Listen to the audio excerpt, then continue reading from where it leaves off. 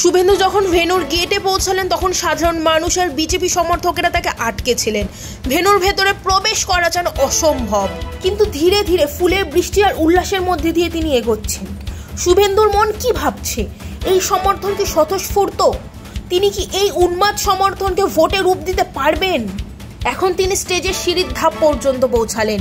নিরাপত্তা কড়া, কিন্তু তিনি স্থির ধৈর্যের সঙ্গে সিঁড়ি চড়ছেন এবং অবশেষে স্টেজে উপস্থিত। भारत माता की, भारत माता की, शुभेंदु जिंदाबाद, शुभेंदु जिंदाबाद।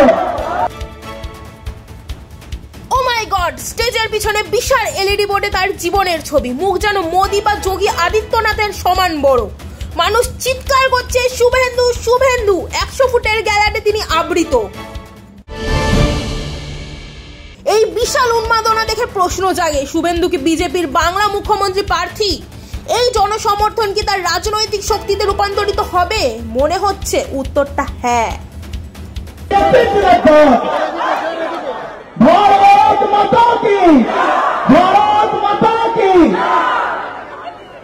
সকলকে বলবো নিজে নিজে আসন গ্রহণ করুন।